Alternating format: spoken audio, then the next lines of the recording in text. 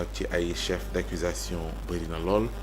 Trouble à l'ordre public, appel à l'insurrection, atteinte au fonctionnement régulier de la République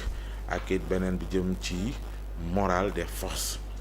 armées et des populations sans surprise ci yow. Après sa déclaration sans surprise ci man et puis je pense que ñu bari et puis même ba ci moom je ne pense pas je ne pense pas que Pape Malick Ndour am lu ko bett parce que bu fekkoon ni daf ci am lu ko bett c'est-à-dire sa réaction du nekk ne damay plainte kii di Amadou Ba ak ñoom seen parce que Pape Malick Ndour nag yàgg nañ koo tudd ci ay mbir tàmbalewul ci bii ku ne gis na fi Pape Abdoulaye Touré ni mu ko sonalee sañaxal ko chaque jour mu tudd ko ne ko ña nga xamante ne ñoo daloon ci samay kaw sa tur lañ tudd pendant des années mosoo ko dégg mu menacé de plainte au contraire sax dafa doon def nu ma koy tuddeeti dafa doon sax jouer d'humanisme di wax ne non du ma ko plainte du ma ko nangam et cetera yu demee noonu mais il suffit que quelqu'un daal di poster benn kii pour wax ne sa propos yi nga wax fi nga ko teg nga daal di brandir plainte ça veut dire que tu es conscient de ce que li kooku doon wax am déet voilà donc moo tax moom ci boppam xëy na woo bi ñu ko woo du ko bett parce que nag ce qu'il a dit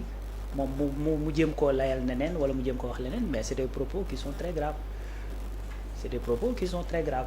léegi nag yow quand tu as la responsabilité ou que nga am la liberté yow taal sa oto dem ba ci manifestation kenn forcé wu la kenn takkalu la ay menottes kenn menacé wu la kenn fayu la donc da nga dem de façon volontaire nga jël le micro nga wax en toute liberté ay mbir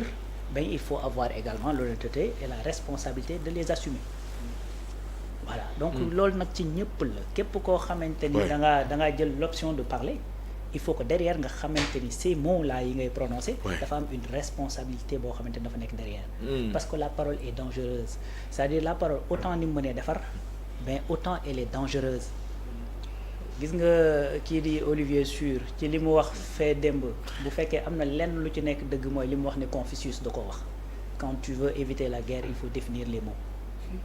et cette définition des mots moo tax tey ba mu ne gouvernement de transition ñëpp taf seen gémmiñ parce que gouvernement de transition l'expression tout le monde sait de quoi il s'agit su fekkee da ngaa dem def sa mandat ba mu jeex tu transites par où bu fekkee da nga dem ñu gagné la par les élections tu transites par où c'est des questions yoo xamante ni ça mérite d'être posé donc te ci koo xamante ni tu as été ministre de cette république tu n'es pas n'importe qui loo mënti wax wooy niveau nangam est-ce que kii na personnalité Macky moo ñu yóbbee lu ne jël ku ne def ko ministre et cetera loo mënti wax mais il a été ministre siège conseil des ministres xam effectivement la gravité de li nga xamante ne mooy conseil des ministres et tout ça donc bu fekkee da nga ñëw toog en âme et conscience nga prononcer certains mots suñu demee càmbar gis ni expression boobu nga tenir dafa am ci suñu ay lois yoo xamante ni da koy dàq te mën na koo réprimer ben il faut avoir la responsabilité bu ñu la wooyee ne la kaay nga wax lii nga foo ko teg nga dem wuy ji tout simplement n'est-ce pas donc pour Pape Malick man loolu laa ci yàgg a wax te loolu laa ci continuer di wax c'est-à-dire que ça soit Pape Malick que ça soit qui que ce soit d'autre ak foo mënti xew dafa am des choses yoo nga xamante ne on peut pas se permettre di bàyyi nit ñi ñu koy tenir effectivement ci loolu parce que cadre républicain bi mu jiite ñoom provocation lañ ko jàppee ñan ci mooy CCR li ñu woo Pape Malick waaw ñoom bon ils peuvent waaw mën nañ ko jàppee effectivement comme ni ñu bëggee mais l'essentiel que mooy mënuñu effacer les propos qu'il a tenus ak lu ñu ko mën di jàppee et puis dañuy provoquer pour kan mooy provoquer kan au contraire si provocation il y en a xëy na moom mi toog ci manifestation ba wax loolu moom mooy provoquer peut-être les autorités yu fi nekk mais bu ñu leen provoquer dañ leen provoquer dans quel sens au contraire des gens sax dañ doon wax naan bu ñu ko fi téye bañ naan li mu wax a tax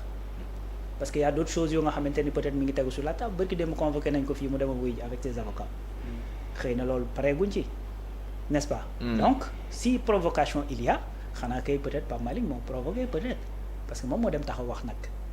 te wax yooyu mën ñu koo effacer te encore une fois man li tax ma d'accord ci ne lu ni mel waruñu ko bàyyi muy prospérer parce que il faut éviter la banalisation parce que la banalisation elle est dangereuse tey am na kàddu yoo xamante ne boo ko dee wax ci penc ñu dem ba jàppane lootu graaw c'est-à-dire la mu wund ci ay actions yu mën a àndal su boobaa def ko dootul poser problème et pourtant ku mel ni Seydi Gassama nee na wax ji nga xamante ne moom Pape Malick Ndour wax na ko ay opposants dañ nañ ko wax Abdou Diouf doon nañ ko wax tamit Abdoulaye Wade sans pourtant ñu yóbbu leen prison mu ne parce que wax la rek du ay acte moo ciy suivre. mu ne Macky Sall ci boppam moo utiliser woon infraction yoo xam te dim naa ko. pour di criminaliser ay opposition wala di leen di éliminer. mu ne nag régime actuel bi dañu war a def lépp ngir soppi lii nga xamante ni dafa waroog démocratie ak te ñoom it ñu def tout ba yërëm en opposition bi ñu nekkal ndax ci loolu rek. la ñuy mun a amee beneen attitude. oui bon xam nga état c'est incarné par des hommes mais l'état n'a pas d'état d'âme. c'est gouverné par des textes par des lois lu tax ñuy wax ne Sénégal pays de droit la un état de droit c'est parce que état boobu dafa war a conformer wu ci loi yi tegu ci kawam mais dafa war a conformer wu ci doxal loi yi nga xamante ne moom lañ fi teg. n'est-ce pas c'est-à-dire c'est pas pour rien que le président de la République di waat ne je jure de respecter et de faire respecter la loi. et il est le seul dans ce pays boo xamante ne moom moo ko waat donc c'est parce que am na loi yu tegu ci kawam mu war ko respecter en tant que état mais moom aussi moo war a poursuivre ba nga xamante ni les gens dinañ respecter aussi les lois yi fi nekk ça c'est un. deuxièmement mooy loi yooyu ñuy wax c'est-à-dire ce sont ces lois là ñoo fi nekk tu peux pas gouverner ak ay lois yoo xamante ni ça n'existe pas. lois yi ñoo fi nekk il faut ñu gouverner avec ces lois jusqu'à ce que ñu changer ko toujours je répète que ni. loi heure bu ñu ko appliquer problème am ki ko appliquer amul problème loi bi am problème. parce que ki ko appliquer il est tenu moo appliquer la loi tenu bu ko deful il devient hors la loi donc su fekkee dañ koy appliquer problème di am qu'on change la loi mais tant que changé guñ ko ñi nga xamante d'ailleurs c'est tellement vrai que une loi ne dispose que pour l'avenir. buñ ko créer mënut a topp ñi nga xamante ni def nañ déjà parce que ñooñu ca la ñu fekkee ca lañ leen mën a àtte. donc les lois sont là leen nekk fi c'est-à-dire nul n'est censé ignorer la loi c'est à nous de ñun ñoo war a def attention pour bañ koo jéggi. c'est tout boo ko jéggee nag il faut que ñu sanctionne la selon li fi nekk et il faut que tu prennes la responsabilité également nga assumer sa ay propos wala nga assumer sa ay actes suñu ay lois ñooy propos ñooy ci am yoo xamante ni dafa am ay propos yoo xamante ni da koy tere parce que toutes les sociétés ne sont pas les mêmes. li ñu mën a permettre ci dans la société occidentale c'est pas pareil dans notre société. moo tax les lois ne peuvent pas être les mêmes beneen affaire mooy c'est pas parce que démb diw neewoon na dara fekk ko ci. que tey diw wax na loolu dara waru ko ci fekk te war a am lu ko réprimer. n'est-ce pas. c'est-à-dire bu ko diw waxee démb rëcc ci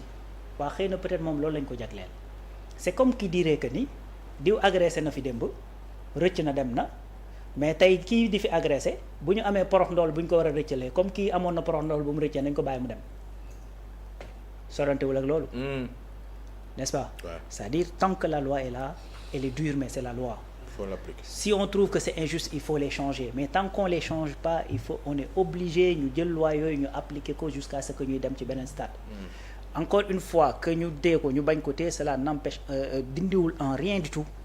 que les propos de Pape Malick Ndour c'est des propos yoo xamante ni c'est pas à tenir ci penc mi ndax moom ci boppam man jàpp naa ni effort bi mu def pour expliquer waat li mu bëggoon a wax. buñ ko delluwaatoon ginnaaw du ko waxaat donc moom ci boppam il comprend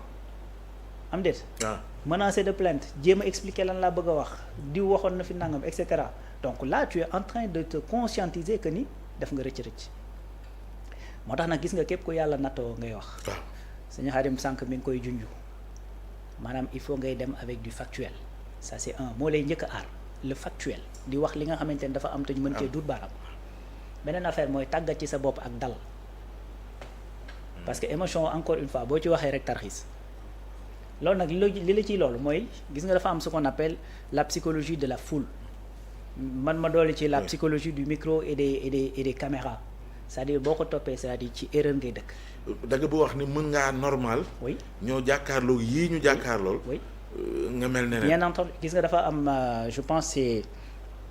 pense que c'est Kanate la ci philosophie qui a théorisé lu ñuy tuddee la folie. L'éloge de la folie. Non, voilà. c'est pas Freud, mais je pense que c'est peut-être c'est Aristote ou je pense que c'est l'éloge de la folie. Ouais. Ça dafa ne chaque nit da ngay am deux types de folie yu nekk ci yow c'est-à-dire dafa am des folies individuelles yoo xamante ni c'est des folies passagères des fois nga def mbir ba pare daane waa man lu ma dal xam nga waa c'est-à-dire c'est des folies individuelles et qui sont passagères dafa am des folies ce qu'on appelle la folie collective gis nga loolu xam nga lan moo la ci yóbbu maanaam nga nekk ci mbooloo des fois nga gis gone gi gën a timide ci koñ bi. oui ànd ak ay moroomam def loo xamante ne da nga naan du. buñ la du nee moom. diw la nga ni du moom. c'est-à-dire mbooloo moom àndal la tax. c'est ça qu'on appelle la folie collective. day am lu muy impacté. ci dafay sa am lu muy impacté. gis nga da ngay gis ab ragal boo xam ne day ànd ak moroomam bañ ñu ne ko yow ab ragal nga mu def folie boo xamante ni bu deful ndànk dem ci kaso bi. et ça c'est-à-dire boo ko comprendre yu baree bari da nga koy mën a moytandiku te beneen affaire itam boo xamante ni man je trouve que c'est très important. booy waxal luy jur njariñ. c'est que loolu boo ko sàllawloo. boo ko nu ma koy tuddee boo ko saxoowee c'est-à-dire mën na laa dimbali ci lu baree bari également c'est-à-dire bul wax pour yàq diw. gis nga aujourd'hui même da ngay xool ci penc bi da ngay gis koo xam ne day poster benn affaire tey waa tel kuréel seen xol yi tey mu tàng. nga gis waa kuréel gële tey waa tel kuréel tey la seen xol yi tey mu tàng donc ça veut dire que yow cherché woo effectivement ce qui liy jagal penc mi. mais tu cherches li nga xamante ni c'est la petite bête chez l'autre. loolu boo koy def nag c'est-à-dire doo jóg ci tarxiis parce que li da tax a jóg mooy chercher ce qu'il y a de négatif te booy chercher ce qu'il y a de négatif des fois mën ngaa gis dara rek de bii jàpp naa ci fekk na la ngay wax du dëgg sax su ko boobaa ñu ne da nga maa diffamé wala da nga ma naan. anticiper nga ci li waroon doon sama deuxième tour de table ci penc mi nan la ñuy def ba